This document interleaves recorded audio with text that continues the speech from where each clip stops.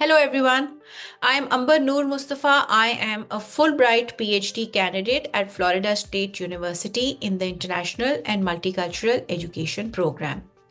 I believe that the global focus on teacher advocacy prioritizes public schools, overlooking the growing role of private schools and their teachers. So today I will be unearthing the unheard voices of private school teachers in Pakistan. First, let's understand the landscape of the education sector in the country. There are public schools, then there are low, middle, and high income private schools, there are religious schools, then there are opportunities for non formal education, and some schools which are run by NGOs.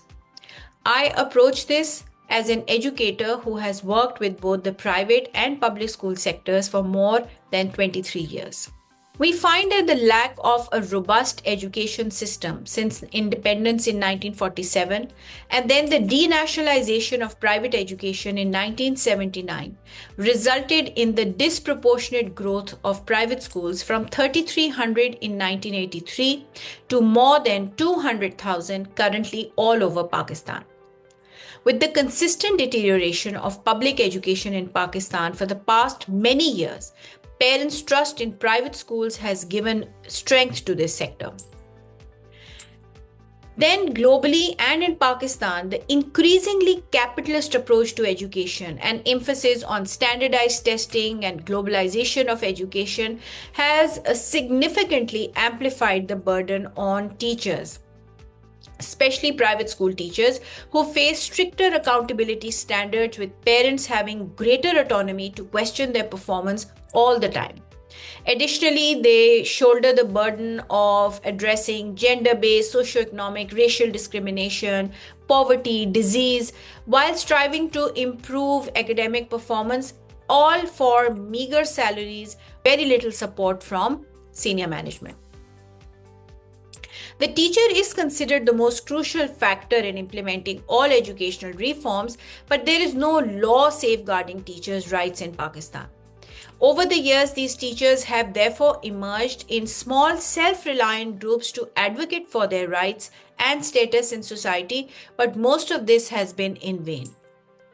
Also, we see that all of these attempts have been from public school teachers who also have strong unions to support them, but there is very little or no substantial evidence in the private school sector, even though 50% of teachers in Pakistan are employed in private schools. So the questions of this research are: how do private school teachers in the province of Punjab in Pakistan perceive avenues of advocacy for day-to-day experiences in their workplace? How do these teachers employ and negotiate different resources, relationships, and options to voice their grievances and navigate these challenges? And finally, what institutional insights and practices are revealed through the experiences of these teachers? I have used the critical narrative analysis framework by Soto Manning, which proposes that micro perspectives and stories can reveal macro perspectives or institutional perspectives because the two are inseparable. So the aim of this research is to analyze personal experiences of private school teachers, to interpret meanings of these experiences, to unravel realities of larger institutional phenomena. The sample consists of 7 private school teachers with a collective experience of over 120 years. They all belong to elite private schools in the province of Punjab, and selection was through snowball sampling.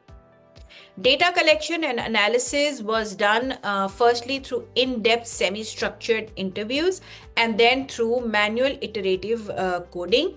And so the common perceptions from this, the findings and analysis of data were as follows. First of all, these teachers said that expectations have become unreasonable, especially post-COVID-19. Then they said that these private schools, they have a very business-oriented approach and well-being of staff does not seem to be a priority. Respect and remunerations are not appropriate and the HR department does not support employees. They also said that autonomy to express depends on the line manager's discretion and not on organizational policies. For example, one of them said, they say they want people who think out of the box, but they are not prepared to accept their out of the box thinking. Then what are the coping strategies that I was able to infer from the conversations? First of all, they self-reflect and self-challenge to see what is the best way to navigate these spaces. They also try and communicate their grievances with their line manager or also their colleagues and peers. They observe and learn to see what are others around them doing. One of the participants said, I was the movement, which indicates that they tried to come together and protest or advocate for their rights, but most of that was not sustainable. If nothing else was an option, then some of them tried to change their jobs. And if that was also not something they could do, then they went into compliance mode. For example, one of them said, after a while, I understood what kind of work she wanted and started aligning my work with it, even if I did not agree with her approach. But at least she was happy with me. If we look at the institutional insights, we see that only one of the teachers was there by choice. Current organizational dynamics are not conducive for any advocacy platform.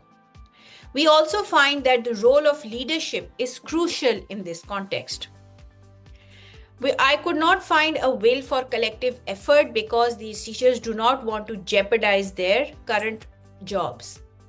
But there is an air of frustration and self-doubt, and trust factor also seems to be lacking. From a macro perspective, I found that policy formulation was very top-down, and there was no input and feedback from these teachers at the grassroots level. Then policy awareness was lacking. And so what policies were out there to support employees, people were not aware of those policies. And the policies which are being implemented are done in a very half-baked manner and so don't really benefit employees. In light of my findings, I want to share some recommendations. So we all know that the master's tools will never dismantle the master's house, right? As Audre Lorde says. So the government needs to intervene. Government-initiated endeavors and platforms can support private school teachers. Then multiple sources need to be employed to collect data, for example, ethnographies, interviews, focus group sessions, to provide different avenues for conversations.